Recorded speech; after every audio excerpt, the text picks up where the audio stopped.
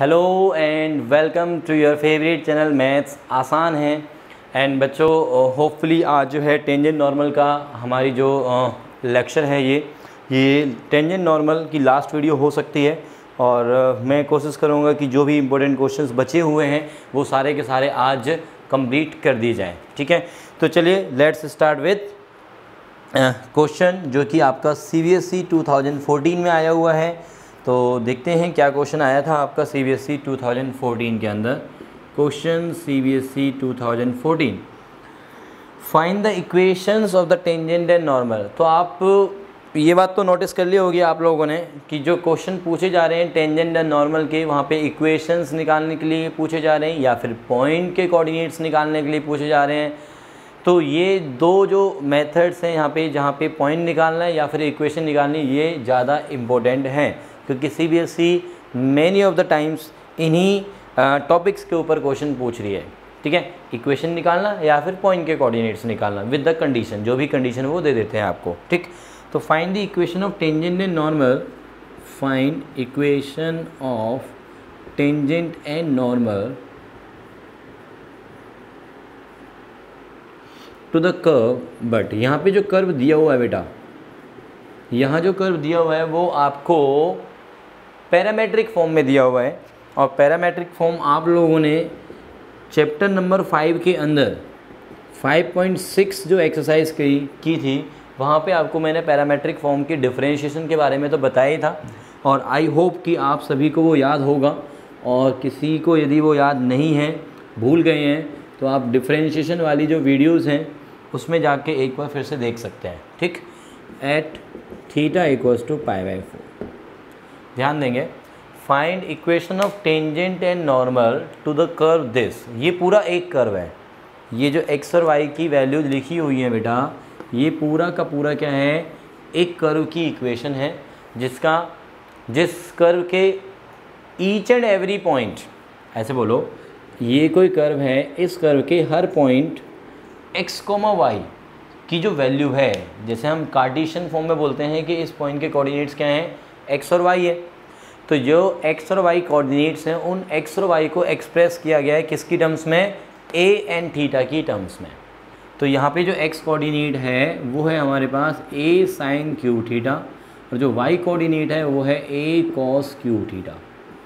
इस पॉइंट पे अब हम ड्रॉ कर रहे हैं टेंजेंट। तो इस टेंजेंट की इक्वेशन में पूछ रहा है, तो सबसे पहले क्या करेंगे, हम dy/dx निकालेंगे, डायरेक्ट स्लोप ऑफ टेंजेंट। तो चलिए स्लोप ऑफ टेंजेंट निकाल देते हैं। अच्छा, साथ में दिया हुआ है कि किस पॉइंट पे निकालनी है, जब थीटा π/4 होगा। तो पहले हम स्लोप ऑफ टेंजेंट निकालते हैं और फिर हम पॉइंट को भी डिस्कस करेंगे साथ के साथ। सबसे पहले यहाँ से निकाला मैंने, डिफ्रेंशिएशन किया dx/dt। तो जल्दी से बताऊँ dx/dt क्या आएगा, 3 पावर आगे a इंटू में sin square theta, sin theta का cos थीटा हो गया। ओके, dy/d हो गया 3a cos square theta, cos theta का derivative minus sin theta. Okay, तो dy/dx क्या आएगा, जल्दी से बताएंगे। 3a कैंसिल हो जाएगा क्योंकि दिस अपॉन दिस होता है ना, 3a कैंसिल, cos ऊपर, ये वाला cos नीचे, एक पावर कैंसिल, sin भी कैंसिल। तो हमारे पास फाइनली ऊपर बचेगा cos थीटा, नीचे बचेगा sin theta with the minus sine which is minus का cot थीटा। एट किस पॉइंट पे चाहिए हमें, जब थीटा π/4 होगा। तो स्लोप ऑफ टेंजेंट कितना हो जाएगा आपका, माइनस cot π/4। दिस मीन्स हमारे पास slope of tangent at theta equals to, जब यहाँ पे इस पॉइंट के लिए थीटा की वैल्यू जब π/4 होगी, तो जो टेंजेंट बनेगी जब थीटा हमारा π/4 होगा, तो जो भी पॉइंट यहाँ पे क्रिएट होगा, उस पॉइंट पे जो टेंजेंट ड्रॉ होगी उसका स्लोप हमें मिल गया है -1। बट एक्चुअल में पॉइंट जो उन्होंने बोला हुआ है, at the point theta equals to π/4, at theta equals to π/4, उस पॉइंट के कोऑर्डिनेट्स क्या होंगे। तो उस पॉइंट के कोऑर्डिनेट्स कैसे निकालेंगे हम, पॉइंट हैज़ कोऑर्डिनेट्स। उन्होंने थीटा तो बोल दिया कि π/4 है, तो पॉइंट के कोऑर्डिनेट्स क्या होंगे वो हम निकाल रहे हैं। तो that will be a into में sin³ π/4। तो sin π/4 कितना होता है, साइन पाई बाय 4 1/√2 और उसका भी क्यूब।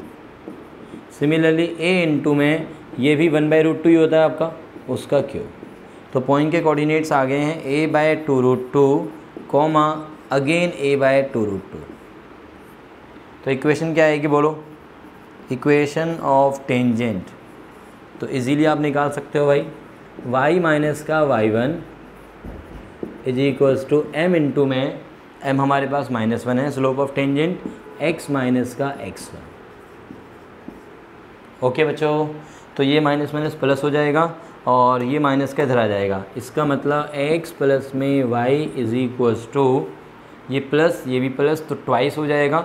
दैट मीन्स a/2√2 का ट्वाइस, तो a/√2 रह जाएगा। ये आ गया आपका equation of tangent. And I hope कि इक्वेशन ऑफ नॉर्मल आप अपने आप निकाल सकते हो। इक्वेशन ऑफ नॉर्मल के लिए क्या चेंज आएगा, बस सीधा लास्ट में स्टेप लिखना, equation of normal is equals to, ये एज इट इज आएगा क्योंकि पासिंग पॉइंट सेम रहेगा, बस यहाँ पे स्लोप चेंज हो जाएगा। क्या चेंज हो जाएगा, स्लोप चेंज हो जाएगा। -1 के प्लेस पे क्या आ जाएगा बताओ, जल्दी से मुझे बताओ, 1 आ जाएगा। क्यों, क्योंकि नेगेटिव और साथ में करना है रेसिप्रोकल, भाई नेगेटिव रेसिप्रोकल करना है, तो नेगेटिव रेसिप्रोकल तो 1 हो जाएगा -1 का। ओके बच्चों, तो ये डन, सभी को आ रहा है समझ में, वेरी गुड। तो this is your question from CBSE 2014। Now come to the next question. Done है जी ये, okay.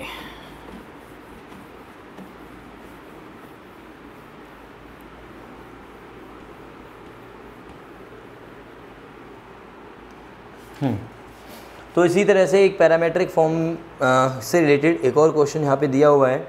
This is in CBSE 2016, CBSE 2016, और एक क्वेश्चन और आया हुआ है CBSE 2013 एंड CBSE 2012 में आया हुआ था ये same question.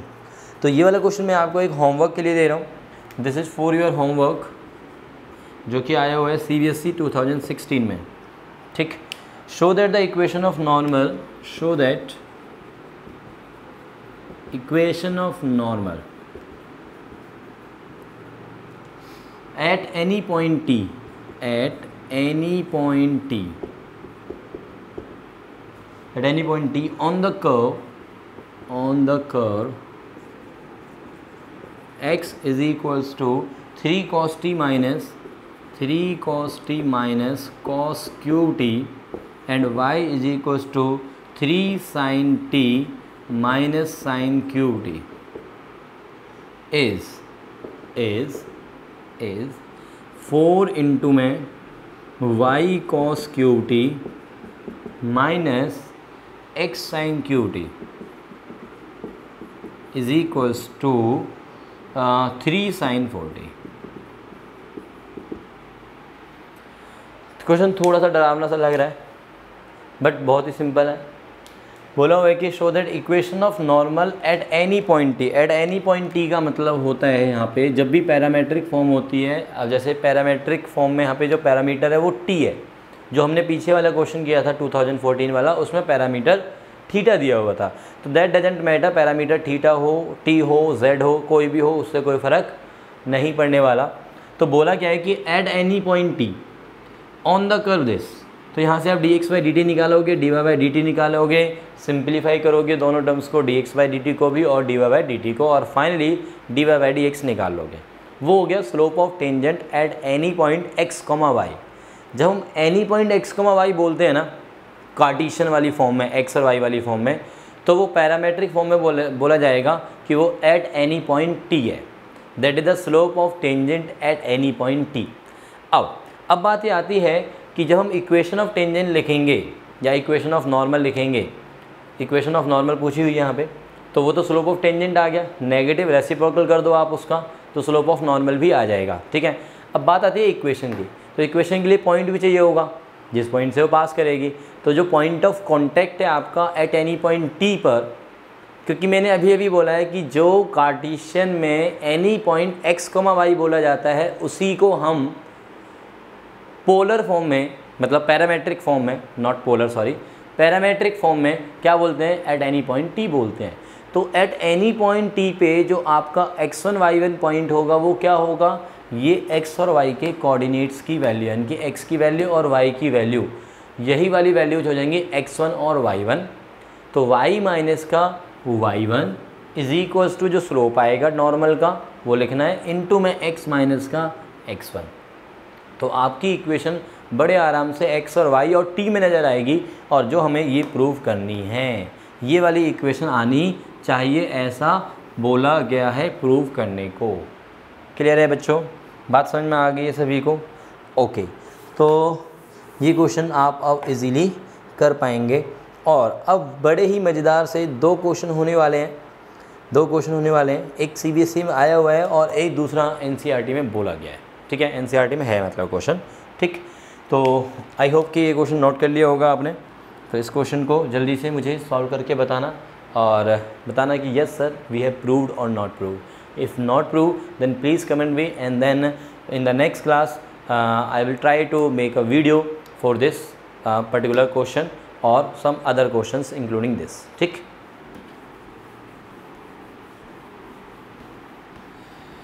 so now the question is this is from your NCERT book,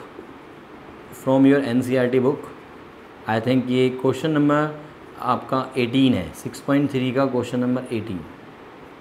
this is the important one. अभी ये इम्पोर्टेंट क्या है इसमें वो देखते हैं। Find all points on the curve, find all points on the curve, all points on the curve.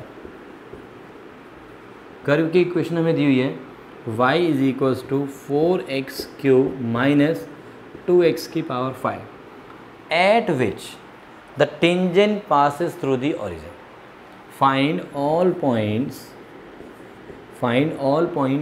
on the curve this at which tangent passes through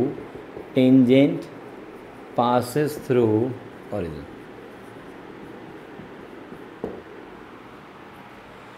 यहाँ question थोड़ा ध्यान से पढ़ना और समझने वाला है। ठीक है, find all points on the curve के ऊपर वो सभी पॉइंट्स निकालने हैं एट विच जिन पर टेंजेंट पासिस थ्रू ओरिजिन, जिन पर जो टेंजेंट बन रही है वो टेंजेंट ओरिजिन से पास करे। यहाँ टेंजेंट एट ओरिजिन नहीं बोला गया है, टेंजेंट एट ओरिजिन नहीं बोला गया, यहाँ बोला गया है एट पॉइंट, वो अननोन पॉइंट है, at point at which the tangent passes through origin. यहाँ पे बोला गया है tangent passes through origin, tangent passes through origin, are you getting? Tangent passes through origin, या tangent passes through a particular point, the tangent from a point,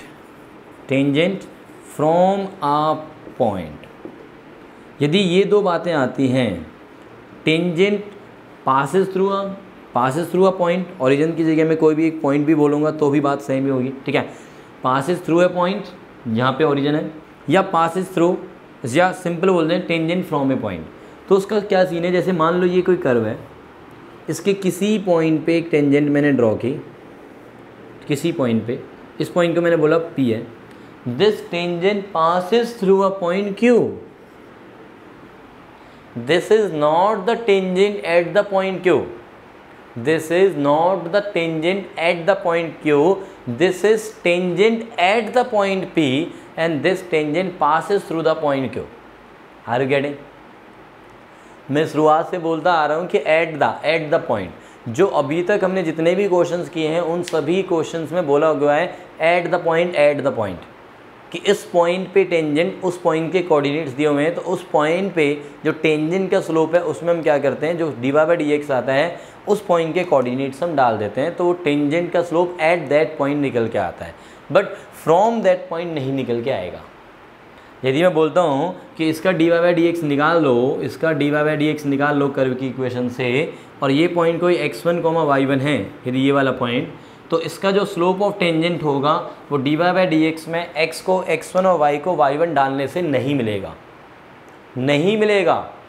वो किस point का, किस टेंजेंट का स्लोप मिलेगा, यदि इस पॉइंट के कोऑर्डिनेट्स h, k मान लो, तो dy/dx की वैल्यू में x की जगह h और y की जगह k डालने पर जो स्लोप आएगा वो होगा टेंजेंट लाइन का स्लोप। इस लाइन का स्लोप कैसे मिलेगा? इस वाले पॉइंट के कोऑर्डिनेट्स डालने पे मिलेगा, ना कि इस वाले पॉइंट के कोऑर्डिनेट्स डालने पे मिलेगा। ये डिफरेंस है एट द पॉइंट और फ्रॉम द पॉइंट या passing through the point. From the point भी सेम सीन है कि भाई ये कर्व है, यहाँ पे कोई पॉइंट है, इस पॉइंट से, इस पॉइंट पर नहीं, इस पॉइंट से मैं टेंजेंट ड्रॉ कर रहा हूँ, तो इस पॉइंट से तो मैं टेंजेंट ऐसे ड्रॉ कर सकता हूँ। ये मान लो कर्व ऐसे है तो ये टेंजेंट ऐसे हो गई, ठीक है। तो ये किसी पॉइंट पे जाके मिलेगा तो उस पॉइंट को अलग से एक नाम देना पड़ेगा, और इस पॉइंट के ही कोऑर्डिनेट्स, इस पॉइंट के कोऑर्डिनेट्स हमारे लिए ज़्यादा इम्पोर्टेंट होंगे, क्योंकि इस पॉइंट पे जो टेंजेंट ड्रॉ होगी उसका स्लोप हम निकाल सकते हैं। इस वाले पॉइंट से जो टेंजेंट ड्रॉ होगी उसका स्लोप निकालने के लिए हमें ये मानना पड़ेगा कि कोई ना कोई पॉइंट पे तो जाके वो टेंजेंट मिलेगी ही कर्व को। आर यू गेटिंग बेटा? कॉन्सेप्ट समझ में आ रहा है? देखो, यदि आपको कॉन्सेप्ट समझ में आ जाएगा तो क्वेश्चंस की कोई दिक्कत नहीं है बेटा। क्वेश्चंस तो आप एक की जगह 4 भी इसी वाले कॉन्सेप्ट पे कर लोगे, बहुत आराम से कर लोगे। सीबीएसई में पूछा भी है, 2013 के अंदर क्वेश्चन पूछा गया था इसी टॉपिक से रिलेटेड, ठीक है। तो अभी हम करने वाले हैं इस टॉपिक से रिलेटेड ये वाला क्वेश्चन फर्स्ट ऑफ ऑल। तो देखते हैं क्या बोला गया है क्वेश्चन के अंदर जल्दी से। बड़ा सारा टाइम मैंने ले लिया है एट द पॉइंट और फ्रॉम द पॉइंट या पासिंग थ्रू द पॉइंट को समझाने के लिए।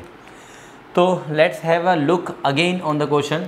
Find all points on the curve. ये कोई कर्व है, इसके ऊपर वो सारे पॉइंट्स निकालने एट विच, जिन पॉइंट्स के ऊपर जब मैं टेंजेंट ड्रॉ करूँगा तो वो टेंजेंट किससे पास करेगी? ओरिजिन से पास करेगी। तो ओरिजिन को आप यहाँ पे कहीं एज्यूम कर सकते हो, ठीक है।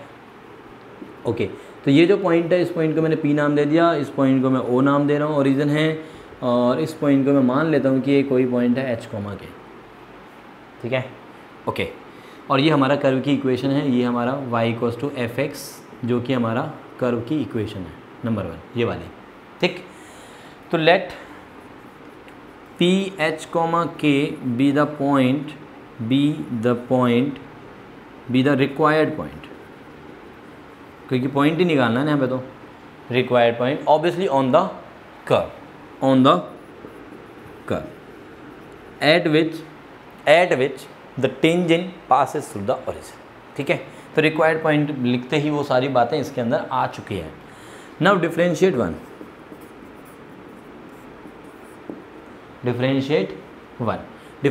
करूँगा तो क्या आएगा बोलो जल्दी से? dy/dx की वैल्यू 4 3 = 12x² माइनस में ये 10x की power 4 at the point P H comma K जो स्लोप ऑफ टेंजेंट होगा वो क्या बनेगा? Slope of tangent dy/dx is equals to 12 into में h² माइनस 10 इंटू में k की पावर, सॉरी ये तो x ही है ना, तो h की पावर 4। क्या आ गया? ओके बच्चों, ओके। ऑल्सो ध्यान देना, यहाँ पे मैंने क्या समझाया था तुम्हें कि dy/dx में यदि आप x और y को 0 0 डाल देते हो तो फिर ये जो टेंजेंट ड्रॉ हो रही थी इसका स्लोप नहीं मिलता, वो तो 0 हो जाता और 0 इसका स्लोप नहीं होता इस वाली टेंजेंट का। बात समझ में आ रही है बेटा? ओके, तो इस टेंजेंट का स्लोप हमें कैसे मिलेगा? dy/dx निकालोगे और ये जो पासेस थ्रू है 0 से 0 से जो टेंजेंट पास कर रही है वो कर्व के किसी ना किसी पॉइंट पे तो ऑब्वियसली टच करेगी। उस पॉइंट को मैंने h, k नाम दिया, तो उस पॉइंट पे जो टेंजेंट का स्लोप है वो हमारा h और k की टर्म्स में, जहाँ पे k का खास यूज हुआ नहीं, सिर्फ h का हुआ, क्योंकि ये x की टर्म्स में ही आया पूरा स्लोप, ठीक है। तो ये आ गया हमारा इस टेंजेंट का स्लोप। बट क्या मैं इसी टेंजेंट का स्लोप किसी और तरीके से सोच सकता हूँ? क्योंकि इस टेंजेंट के ऊपर अब आपको 2 पॉइंट्स मिले हुए हैं, O और P। Also the slope of tangent at P is given by slope of OP। भाई और P को ज्वाइन कर रही है ना ये वाली लाइन, तो ऐसे भी तो निकाल सकते हैं। तो y2 minus y1, I think ये पता होना चाहिए आप सभी को, अपॉन में x2 माइनस का x1, slope of line passing through 2 given points. तो क्या आ गया आंसर इसका? k/h। मतलब इसी लाइन का स्लोप ये भी है और इसी लाइन का स्लोप ये भी है, डेरिवेटिव वाले तरीके से ये है और 2 पॉइंट वाली फॉर्म से ये है, तो ये दोनों स्लोप से इक्वल होने चाहिए। So therefore k/h must be equals to 12h² minus में 10h की पावर 4, विच इम्प्लाइज k की वैल्यू क्या हो गई हमारे पास 12h³ माइनस 10h की पावर 5। ओके मतलब एटलीस्ट हमें h और k की वैल्यू ना मिली सही अभी, हमें एक रिलेशन तो ज़रूर मिल गया h और k की टर्म्स में। इसे नंबर नाम दे दिया रिलेशन नंबर 2, ठीक है। और रिलेशन नंबर 1 आपका ये है। अच्छा, ये जो पॉइंट है h, k, this also lies on the curve के ऊपर तो लाई करेगा ही करेगा point, and point h, k lies on 1। तो व्हाट दिस इम्प्लाइज, y की जगह k डाल दो, k is equals to 4h³ minus 2h की पावर 5। ओके बेटा, ये हो गया नंबर 3। फ्रॉम 2 and 3 जब k और k इक्वल हैं, तो ये दोनों भी इक्वल हो गए। तो from 2 and 3 what we have is, from 2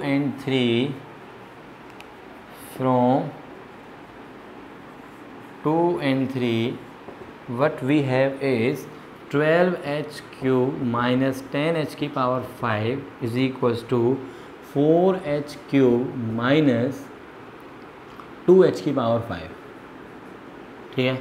which imply 12 minus का 4, 12 माइनस 4 इज 8h³ माइनस ये हो गया तुम्हारे पास माइनस का 10 प्लस का ये 2, तो माइनस में 8h की power 5 is equals to 0, which imply 8h³ आपका कॉमन आ गया, 1 माइनस में h² is equals to 0। It means h की वैल्यू 0 होगी या फिर यहाँ से आ जाएंगी प्लस माइनस 1, ठीक है। सिंपल यार, इक्वेशन को सॉल्व कर दिया h की टर्म्स में दी। तो जब h 0 होगा, व्हेन h इज़ 0, तो हमारे पास पॉइंट क्या बनेगा, h 0 इम्प्लाइज k की वैल्यू क्या आएगी। h यदि 0 है तो h और k वाला रिलेशन या तो आप ये वाला यूज़ कर सकते हो या फिर ये वाला यूज़ कर सकते हो, कोई भी जहाँ पे भी आपको कंफर्टेबल फील हो। तो दिस इम्प्लाई k की वैल्यू 0 होगी, ये भी। h जब 1 होगा तो हमारा k कितना होगा जी, बताओ जल्दी से, 1 पे डालो जी, तो 4 माइनस 2 2 हो जाएगा। h जब -1 होगा तो k कितना होगा, -4 और प्लस का 2, तो k हो जाएगा हमारा माइनस का 2। इसका मतलब रिक्वायर्ड पॉइंट्स क्या हो गए ऑन द कर्व, ये रिक्वायर्ड पॉइंट्स हो गए। तो these are the required points on the curve at which the tangent passes through the origin. बोलो बच्चों, समझ में आई ये बात, सभी को अच्छे समझ में आ गई ये बात, वेरी गुड, बहुत बढ़िया। तो सिमिलर एक क्वेश्चन अब जल्दी से हम करने वाले हैं, एक और क्वेश्चन जो कि आपका CBSE में आया हुआ है 2013 के अंदर। CBSE 2013 के अंदर ये क्वेश्चन आया हुआ है जो कि अभी मैं आपको बताने वाला हूँ। Find the equation of tangent, CBSE 2013 में आया हुआ है। Find equation of tangent, find the equation और equations of tangent to the curve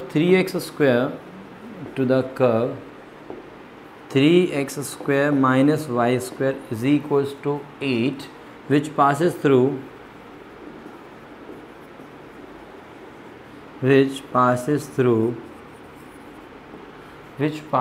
the point 4/3, which passes through the point 4/3, ठीक है। तो देखो बेटा, क्वेश्चन को एक बार रीड करो जल्दी से और मुझे बताओ ये सेम क्वेश्चन है या नहीं है, ऐसा ही एक क्वेश्चन है या नहीं है। Find the equation of tangent, वहाँ पे पॉइंट पूछे हुए थे, यहाँ पे इक्वेशन पूछी हुई है, कोई दिक्कत नहीं है, पॉइंट मिल जाता है, स्लोप मिल जाता है, तो फिर इक्वेशन निकालने में कोई हमें परेशानी नहीं आती है। तो find equation of tangent to the curve, इस कर्व के ऊपर which passes through the point, क्या आ गया फिर से क्या आ गया, which passes through the point. और बच्चे यही मिस्टेक करते हैं कि वो पासिस थ्रू को एट द पॉइंट मान लेते हैं, पासिस थ्रू को क्या मान लेते हैं, एट द पॉइंट। यही सबसे बड़ी मिस्टेक होती है, ठीक है। तो अभी हमारे पास क्या है कि कोई कर्व है, ऐसा कुछ कर्व मान लो आप, देखो कर्व चाहे कुछ भी हो, आप एक रफ ड्रॉ कर लो और उस कर्व के किसी पॉइंट पे एक टेंजेंट ड्रॉ हो रही है और उस टेंजेंट की इक्वेशन मुझे चाहिए, बट वो टेंजेंट किस पॉइंट से पास हो रही है, 4/3, 0 से वो पास हो रही है, ठीक है जी। और इस पॉइंट को आप नाम दे दो ए। तो let required tangent be at the point, हमें एट द पॉइंट करना जरूरी है, at the point H comma K. ठीक है, नाउ डिफरेंशिएट वन, डिफरेंशिएट करो वन को बेटा जल्दी से। तो ये हो गया 6x माइनस का ये 2y divide by D X is equals to 0। तो हमारे पास 2y divide by D X यानी कि 3x अपॉन में y इज इक्वल्स टू आ गया डिवाइड बाई डी एक्स। तो slope of tangent at the point P, slope of tangent at point P क्या बन जाएगा बोलो? 3 इंटू में x की जगह h और नीचे आ गया y की जगह k। But slope of AP, slope of tangent is equals to slope of AP also. ठीक है ना, स्लोप ऑफ AP। तो स्लोप ऑफ AP क्या आएगा जल्दी से बताओ? k minus 0 y2 minus y1 upon में x2 माइनस x1 इनके h माइनस में 4/3। तो this will becomes 3k upon में 3h माइनस 4। बट ये दोनों स्लोप्स तो सेम लाइन के हैं तो ये दोनों इक्वल होंगे। So therefore what we have is 3h by k is equals to 3k by 3h minus का 4। Are you getting? चलो क्रॉस मल्टीप्लाई करो, एक रिलेशन निकालो जल्दी से। तो ये हो गया 9h² माइनस का ये 12h is equals to 3k²। ये हो गया relation number 2। But the point h, k lies on the curve, but point h, k lies on 1। तो दिस इम्प्लाइज इक्वेशन को सेटिस्फाई करेगा। 3h² माइनस का k² इज इक्वल्स टू 8। सो यहाँ से हम k² की वैल्यू निकालना है। 3h² माइनस का 8 इज इक्वल्स टू k², और इसको हम यूज़ कर लेते हैं यूज इन टू या पुट इन टू में पुट करो जल्दी से। 9h² माइनस का ये 12h is equals to 3 into में 3h² माइनस का ये 8। तो 9h² कैंसिल हो जाएंगे, माइनस का ये 12h is equals to minus 24। h कितना आ गया बच्चा? 2 आ गया। h 2 आने से k की वैल्यू निकाल लोगे आप। Put in equation 2। तो h मैंने 2 डाला यहाँ पे, तो कितना आएगा जी? 2 का स्क्वायर 4, 36 में से चला गया 24, 12। तो k की वैल्यू आ गई +-2। k की वैल्यू क्या आ जाएंगे? +-2। तो पॉइंट आ गया अपने पास। इसका मतलब ये वाला जो पॉइंट है ये दो पोजीशन पे हो सकता है, 2,2 और 2,-2। देखो पॉइंट पहला वाला, अब कंडीशन 2 केसेस बनाने पड़ेंगे, 2,2 और 2,-2। तो मैं एक केस बता रहा हूँ। 2,2 लेके चले हम, इसका स्लोप निकाल लेंगे फिर से हम कौन से वाले मेथड से? y2 माइनस y1 अपॉन में x2 माइनस x1। तो स्लोप आ जाएगा नॉन फॉर्म में। स्लोप पता है, पॉइंट आप ये वाला यूज़ करना चाहो ये वाला यूज़ करो, ये वाला यूज़ करना चाहो ये वाला, कोई सा भी एक पॉइंट यूज़ करो और इक्वेशन लिख दो। y minus y1 equals to slope into में x माइनस x1 हो गया। फिर इसी तरह से similarly for the second point, तो आपके पास इस कर्व के ऊपर 2 टेंजेंट्स आ जाएंगी जो कि इस सेम पॉइंट से पास कर रही होंगी। एक पॉइंट से पास करने वाली 2 टेंजेंट अलग अलग हो सकती हैं। कर्व ऐसा हो सकता है, बिल्कुल हो सकता है। ठीक है, एट द पॉइंट 2 टेंजेंट नहीं हो सकती, passing through the point 2 tangent हो सकती है। जैसे कि फॉर एग्जांपल मैं एक सर्कल ड्रॉ करके देखता हूँ और एक पॉइंट है, इस पॉइंट से 2 टेंजेंट ड्रॉ कर सकते हो ना यार आप? Are you getting? तो from the point, but at the point है तो इस पॉइंट से कैसे दो टेंजेंट कैसे ड्रॉ करोगे? एट द पॉइंट है ना, तो वहाँ पे एक ही होगी। क्लियर है ये बात समझ में आ रही है बेटा? बात समझ में आ रही है? क्वेश्चन मैंने थोड़ा सा अधूरा छोड़ दिया, थोड़ा सा और अधूरा क्या, मैंने तुम्हें बता दिया, हिंट दे दिया, अच्छे से कर लोगे आप। ठीक है, तो चलिए बच्चों आज के लिए इतना इनफ। और टेंजेंट नॉर्मल का जो टॉपिक है वो आपका हो गया कंप्लीट, 6.3 कंप्लीट हो गई है। उसमें एक अलग से क्वेश्चन दिया हुआ है जो कि इंटरसेक्शन ऑफ कर्व्स के ऊपर है, वो हम नेक्स्ट टॉपिक में नेक्स्ट क्लास में कवर करेंगे, that topic intersection of 2 curves. ठीक है बेटा, okay then, take care, bye bye.